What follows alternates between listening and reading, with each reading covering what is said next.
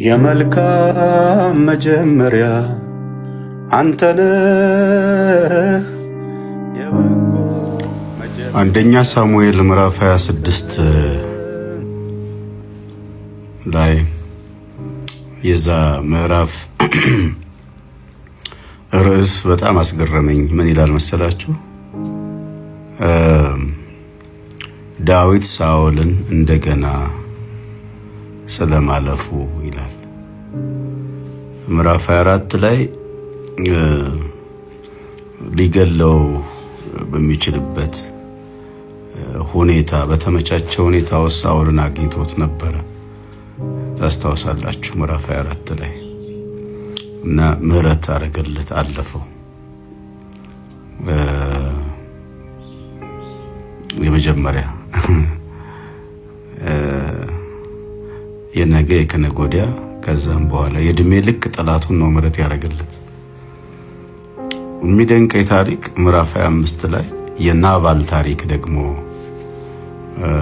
ገባ መካከል ላይ እና ናባል የማይገባ ነገር ዳዊትን እንደተናገረው መጽሐፉ ታሪኩ ይናገራል። ዳዊት ያን በሰማ ጊዜ ጦር አስከተተ። ይገርማቸዋል። ተበሳጨ። ከተማ ሙሉ ሕዝብ ለመጨረስ በቃ ታጥቆ በቁጣ እየገሰገሰ ወደ ናባል ጋር መጣ እና ዳዊት እንደተቆጣ ያ አርበኛ ያ ኃያል ሰው በናባል ላይ በጣም እንደተቆጣ ታጥቆ ወደሱ እየመጣ እንዳለ አቢግያ ሰማች። የናባል ባለቤት በጣም ጥበበኛ፣ በጣም ልበ ብርሃን የሆነች ሴት ስለነበረች ስጦታ የተለያየ ነገር ይዛ ዳዊት ወደሚመጣበት ትይዩ መንደር ሳይገባ ሰፈር ሳይገባ ነፍስ ሳያጠፋ ቀድማ መንገድ ላይ ያገኘችውና ዳዊትን ከግለቱ ከብስጭቱ ከዛ ሃንገር አቆመችው። ይቅርብህ አለችው። ለምን በእጅህ ላይ ለምን ትበቀላለህ? በአንተ ቤት ታሪክ ውስጥ ይሄ የለም። መንገድህ ያንን አያሳይም። እግዚአብሔር ነው እየተዋጋልህ እዚህ የደረስከው። በጠላቶች ላይ ድል የሰጠህ የሰራዊት አምላክ እግዚአብሔር ነው። አንተ የሚያምርብህ ዝም ብለህ የእግዚአብሔርን ጦርነት ብትዋጋ ነው። ተወው፣ ይቅርብህ አለችው። ወዲያውኑ ዳዊት መለስ አለ። እውነት ነው ብሎ ነፍስ ከማጥፋት ታቀበ።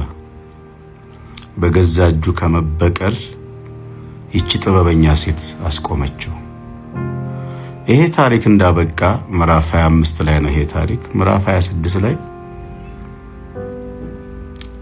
ሳኦልን እንደገና አገኘው።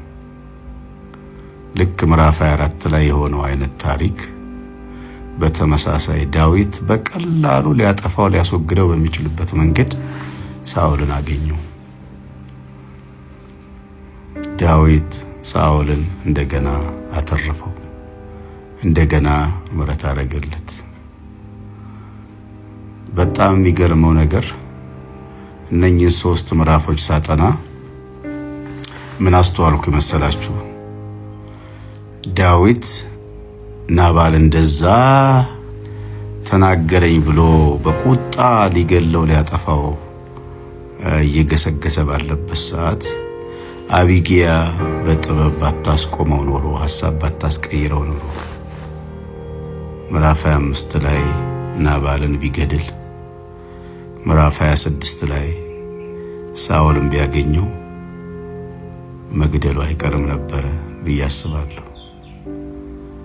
ዳዊት የተነሳበትን ሰው ሁሉ ከመንገዱ ላይ እያስወገደ እየገደለ የመቀጠል ትሬንድ ይኖረው ነበር፣ ባህል ይሆን ነበር። ተቀናቃኙ ሁሉ ማስወገድ እንደ ኖርማል ይሆን ነበር። ግን እቺ ጥበበኛ ሴት ከቁጣው ከሃንገሩ ገታችው። ዳዊትም ልበ እግዚአብሔር ዳዊት መለስ አለ። ትልቁ ላይ በእግዚአብሔር ታምኖ ስለ እግዚአብሔር ብሎ ሳኦልን እንዳለፈው ሁሉ ይህንን ምስኪን ሰውም ደግሞ ሊያጠፋው የሚችለው የማይረባ የተባለውን ናባልን ተወው። አንዳንዴ ትልቁን ታግሰን በጣም በማይሆን እዚህ ግባ በማይባል ልንከሽፍ እንችላለን።